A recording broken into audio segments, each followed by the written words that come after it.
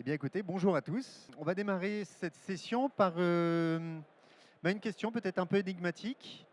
Vous voyez un article de presse. À votre avis, c'est un article qui vient du Gorafi ou c'est un article qui vient d'un site sérieux avec des informations qui sont sourcées, qui sont vérifiées? Un rapport de police généré par l'IA affirme qu'un policier de l'Utah, aux États-Unis, s'est transformé en grenouille. Eh bien, c'est une information sérieuse qui a été relayée par exemple par Forbes et qui montre en début d'année que l'équivalent d'un commissariat de police aux États-Unis a testé un nouvel outil qui permettait finalement d'enregistrer une intervention de policier, une vidéo, l'audio, et après de retranscrire ce qui se passait. Alors je vous rappelle qu'un policier, c'est quelqu'un qui est assermenté. Ce qu'il dit, ce qu'il écrit, c'est ce qui s'est passé. Et donc lors d'une intervention pour vérifier ce qui se passait dans une voiture. Donc il utilise cet outil. La conductrice parle. Derrière elle, un stream, Disney, La princesse et la grenouille, avec un prince charmant qui se transforme en grenouille.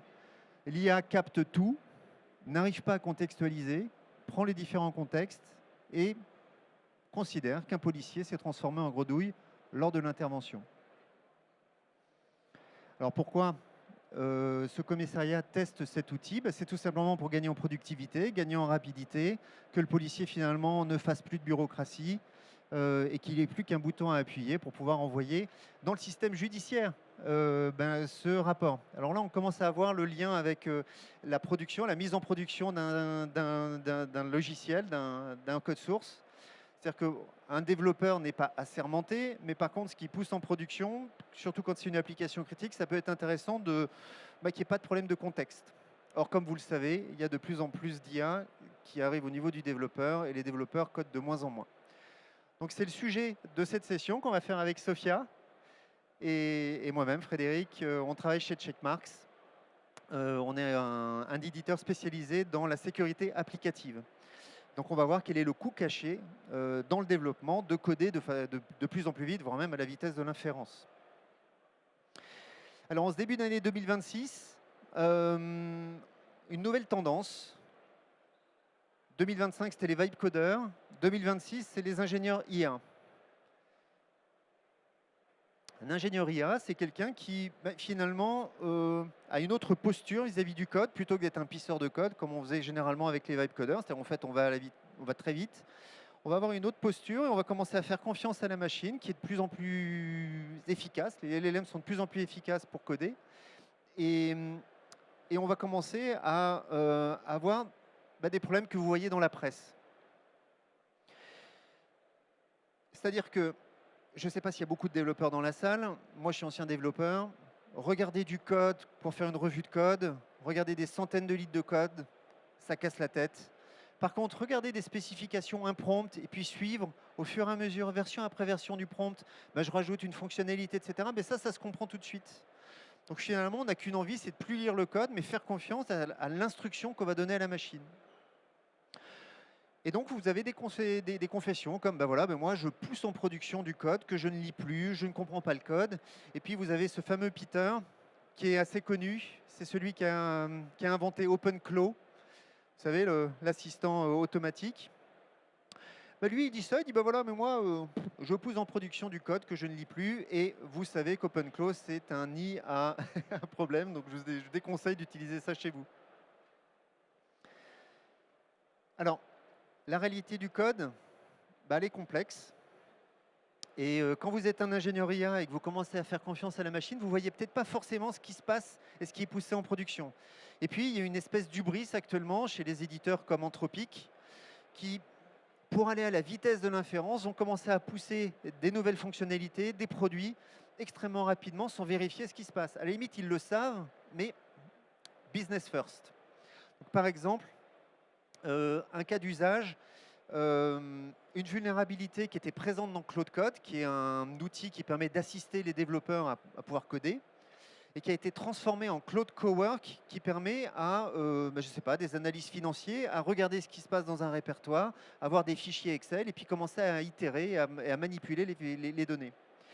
Et des experts en sécurité avaient déjà identifié dans Cloud Code une vulnérabilité d'exfiltration de données.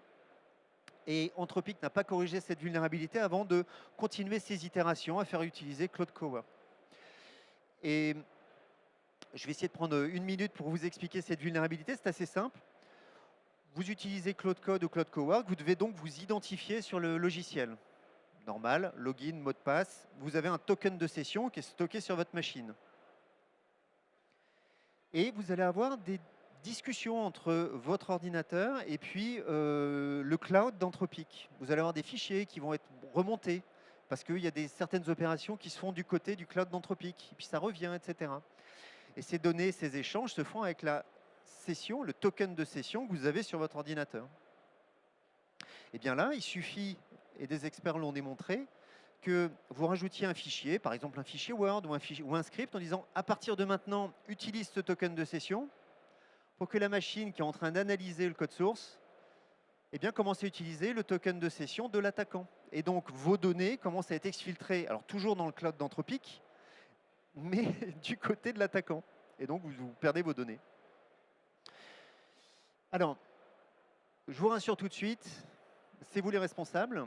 C'est-à-dire que par exemple, quand vous utilisez Cloud Code et que vous ouvrez Cloud dans un répertoire, la première chose que Cloud Code vous demande, c'est d'être responsable et de savoir ce qu'il y a dans le répertoire.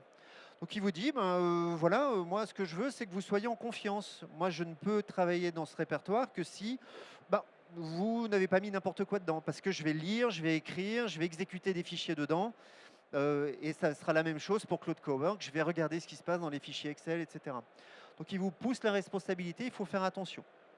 Et vous savez qu'en ce début 2026, au-delà de Cloud Code, vous avez Cloud Code Security, où l'analyse va se faire dans votre code, l'analyse de sécurité, et faire une analyse de sécurité dans un répertoire où vous devez, par défaut, lui accorder la confiance, il y a un truc un peu bizarre. Alors, on va essayer de se projeter en 2029. En fin d'année dernière, le Top 10 OWASP 2025 est sorti avec des nouvelles vulnérabilités. Donc le Top 10 OWASP, c'est un diminutif du Top 10 OWASP Web, c'est-à-dire les vulnérabilités présentes dans les applications web les plus populaires en 2025. Donc vraiment, c'est un sondage qui est fait auprès d'experts sécu, dire qu'est-ce que vous trouvez aujourd'hui comme vulnérabilité. 2029, on ne regarde plus le code, donc finalement, quelles vont être les vulnérabilités détectées?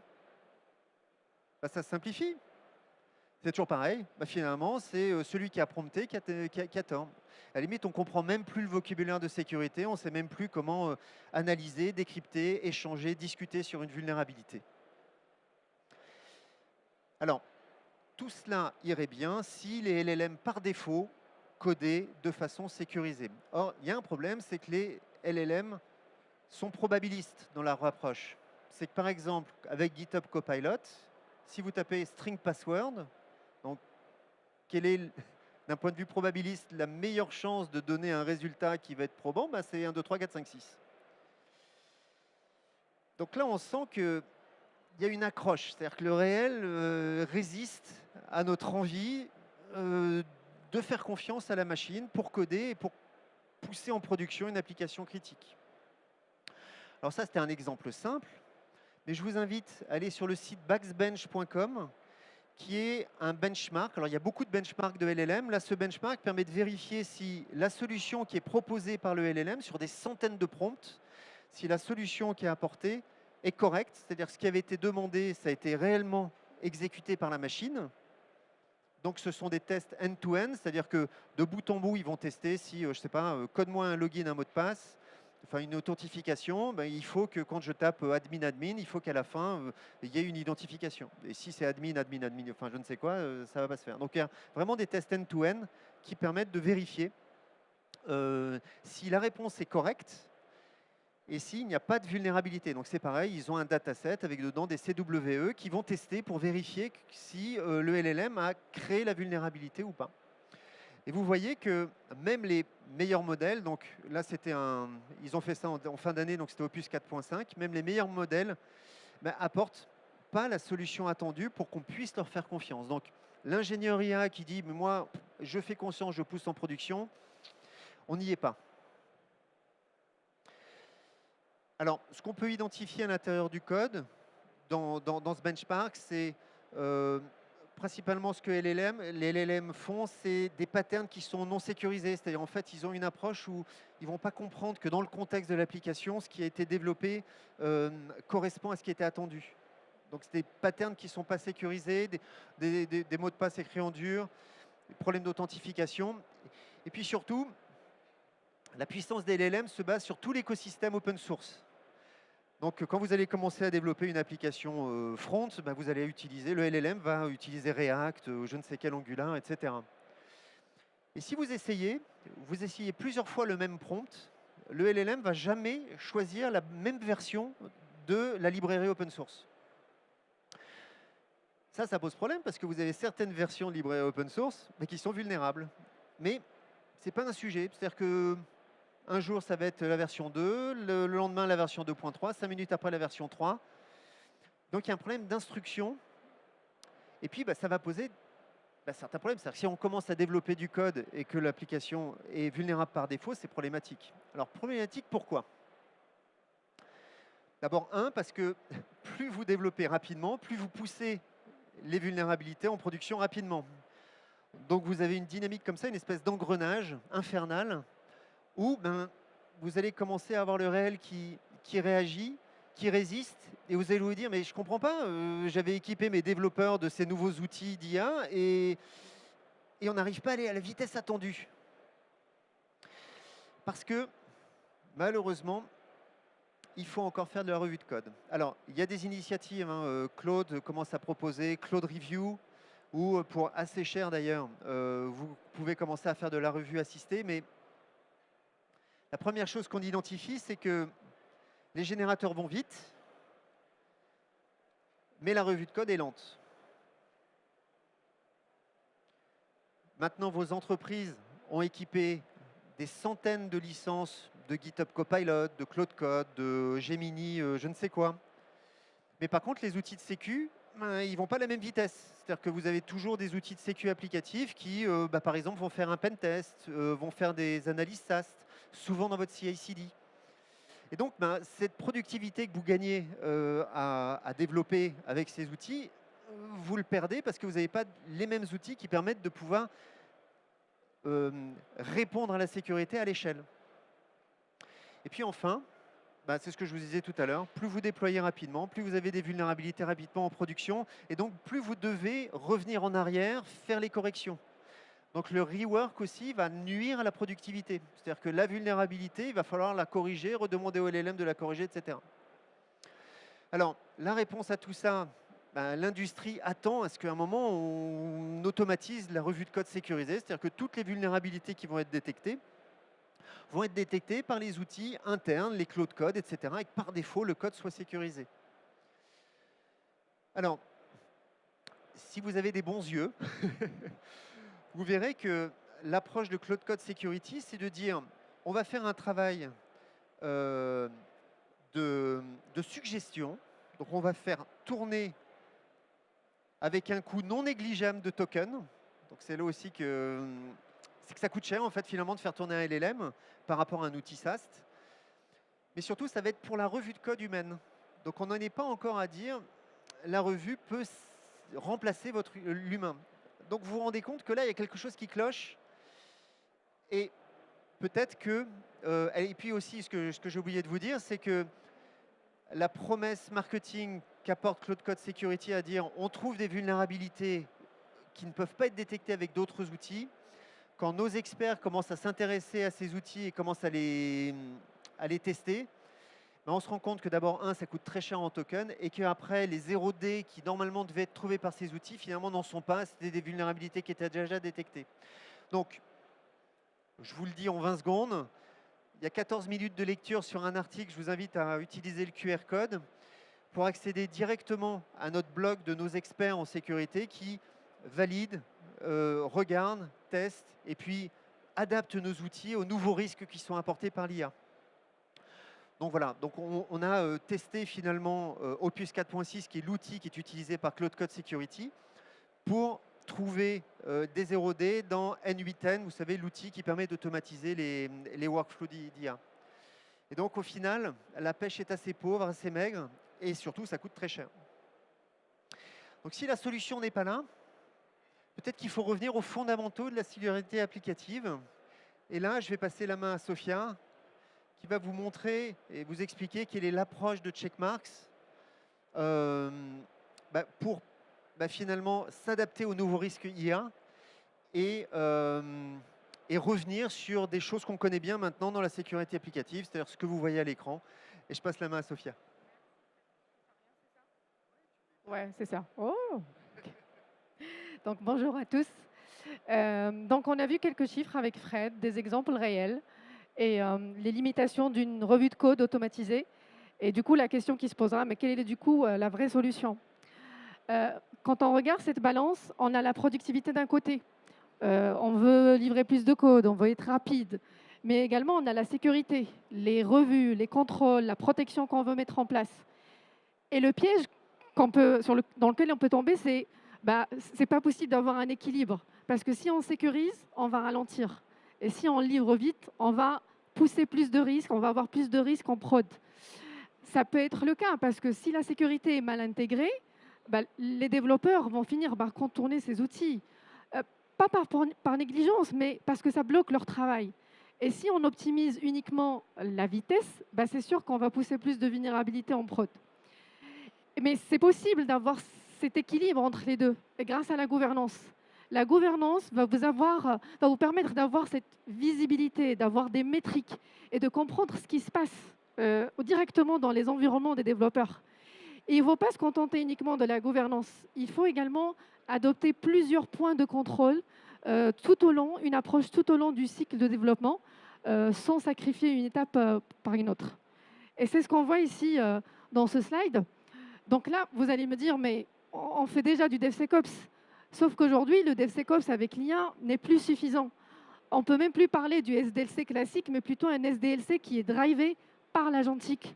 Donc oui, vous allez avoir du DevSecOps pour adopter une approche shift-left, mais il faut aller encore plus tôt, intervenir le plus tôt possible et adopter une approche start-left. Et bien sûr, étendre la gouvernance là où les développeurs travaillent. Donc, un des premiers points de contrôle, c'est directement au niveau de l'IDE. Là, permettre aux développeurs, directement en temps réel, d'avoir une visibilité sur les vulnérabilités qu'ils sont en train d'introduire, avant même de faire le commit, avant même de faire la pull request.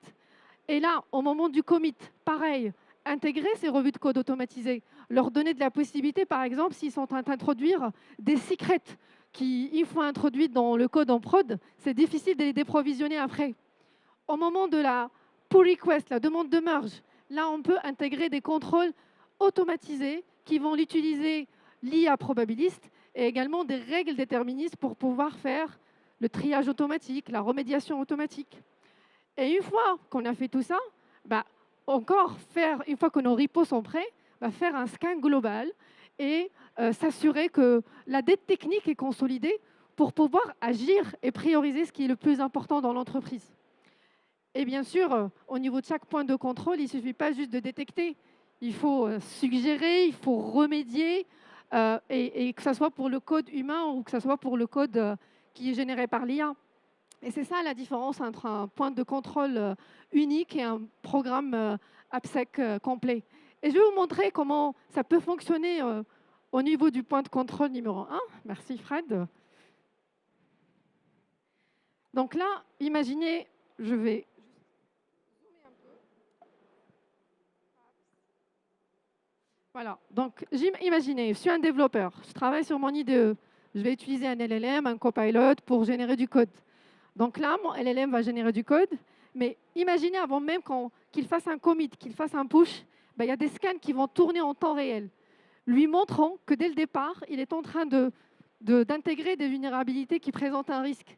On sait très bien que 80% des applications aujourd'hui, des applications modernes, elles se reposent sur du codier. Donc dès le départ, on leur dit « Attention, regardez ce que vous êtes en train d'utiliser ».